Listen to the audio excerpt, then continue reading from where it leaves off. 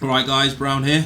Today I bought the cheapest microphone I could find on Amazon. I'm going to see if I can get a good guitar sound with it. So this is the microphone. It's made by a company called Niwa. I don't know if I've pronounced that right or not. It cost me £12.50. That's in English pounds, so it's less than $20, less than 20 euros. And it's aimed towards people that want to have voiceovers for their videos like YouTube, Twitch and stuff like that. Kind of useless to sort of present it that way to these people because it comes with this cable. So it comes with an XLR to a mini jack, but you need 48 volts to power it. So if anyone uses it on their laptop, it's going to sound absolutely terrible, very noisy. So I'm kind of weirded out why they sort of market it towards those people, because it's never going to work. So first things first, let's talk about the quality of it. I mean, it seems to be built pretty well. I got it in black and gold. It's available in blue and silver, black and silver, orange and silver, and maybe something else. And they're all slightly varied in price. The blue and the silver was the same price as this one. The black and the silver was more expensive for some reason, and the orange one was even more expensive. So yeah, it's pretty weighty. It's made of solid metal. On the box, there isn't really very much information at all. It just says studio microphone. Condenser microphone, shock mount, audio cable, made in China. And in the box, obviously you've got the shock mount cradle, the microphone, cable, some instructions, I guess. I mean, it said it's got a 20 hertz to 16 kilohertz response, and it apparently is omnidirectional. It's a super cardioid. And it even has a curve and a pattern. It's pretty neat. Something that costs £12.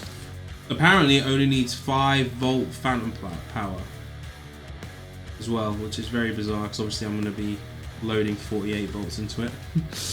Hopefully it doesn't break. Yeah, I mean, there's a lot of information on here. It says it's relatively flat until you get to the top end, which I'm pretty sure is completely wrong. Well, let's see what it sounds like, and then I'll give my results at the end on how I feel about it. Alright guys, I'm just going to capture a quick DI so that basically with the mic I can just have it playing through the amp. I can move the mic around until I get it into a position that I actually really like. So without further ado, I'm just going to press record and see how far I get with this.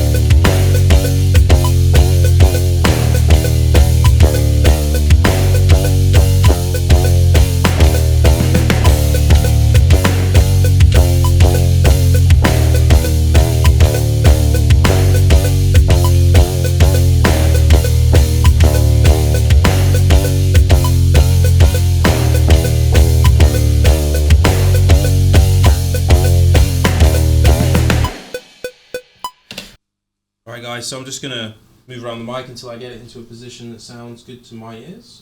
So, I'm just going to press play on the DI I've just done. Move it around.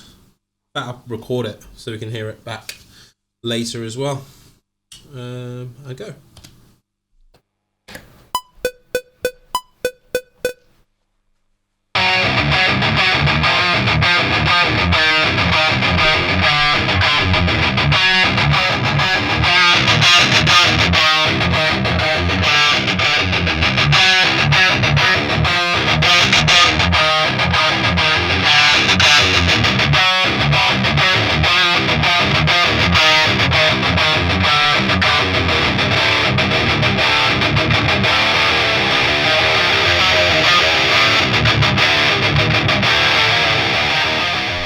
But that sounds pretty good to my ears.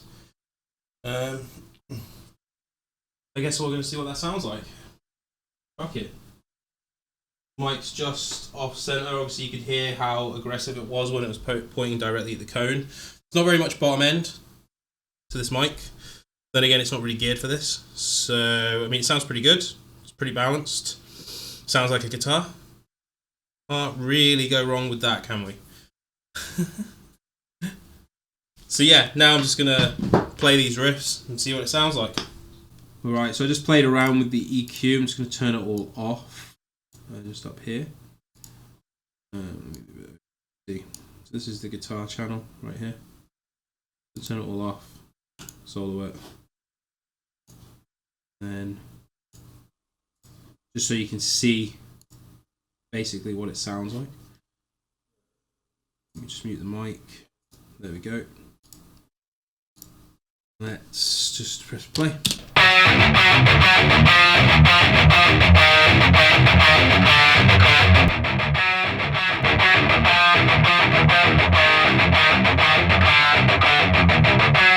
Pretty harsh on the top end, so let me just turn on the EQ. This is kind of the thing that I've done. Just see what it sounds like with that one.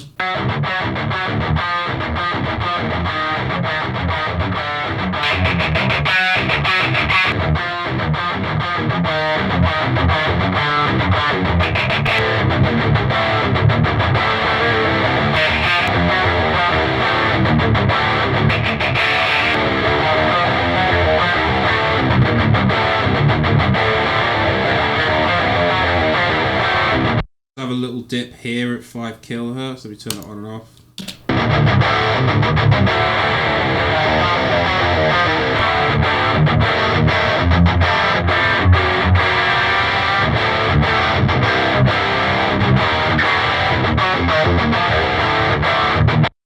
Sounds a lot better to my ears. Try turning on my. So I've got this compressor just touching it.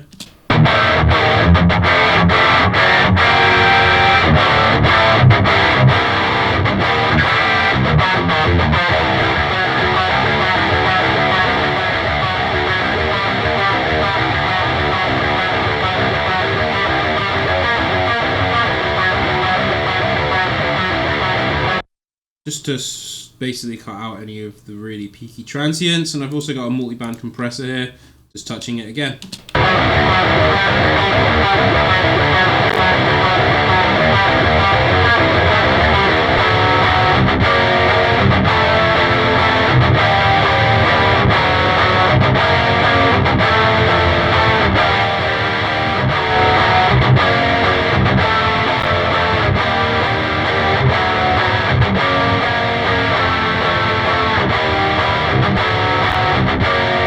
Let's see what it sounds like with everything.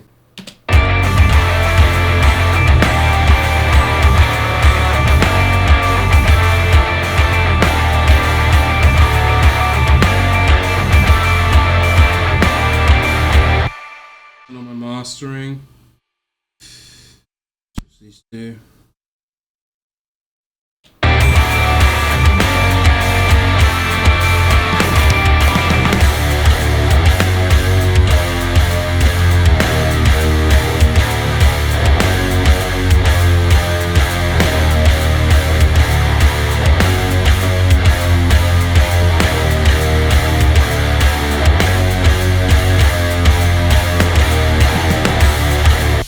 Turn on off my room correction, which is the Sonarworks here. I'm just going to turn it off.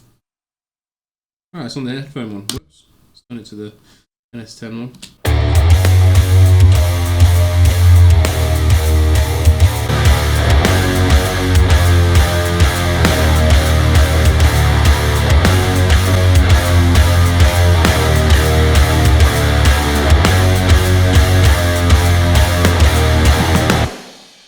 Sounds like the bass needs some fixing in the bottom end, but guitar tone sits pretty nicely. It sounds pretty good to my ears. It's a £12 mic. You really have no excuses.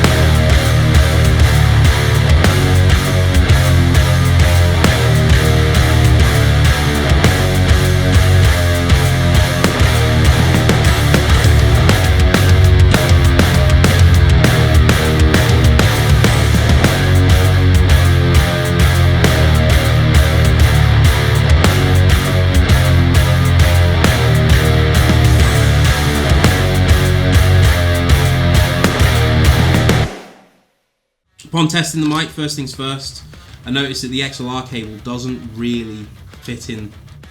Oh, this one does. So my good quality one doesn't.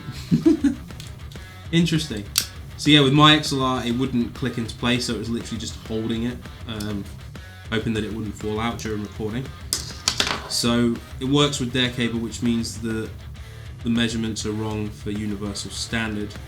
But honestly, other than that, for £12.50, I can't complain. Like, I probably wouldn't use it on guitars. It's not really a guitar mic, it is probably aimed towards more vocal. I mean, it doesn't have very much bottom end. Was this a waste of £12.50? No. No, it's actually not a bad sounding mic, you know? Like, I think it could have its uses for something. And it's always good to have a selection of different things that you can use for something else. Like, I think on bass, this would sound pretty good. The bottom end's not out of control, even though there isn't much of it. The top end is pretty aggressive, but you're going to cut that out anyway, so I might give it a try on bass and see what happens. Anyway, I've been John Browne, and I'll see you next time in the next video, and thank you very, very much for watching. This was just a fun task, just to try something a little bit different. And I saw this microphone, and I just couldn't help myself. I was like, this is going to be absolute garbage for £12.50, and I've been pleasantly surprised.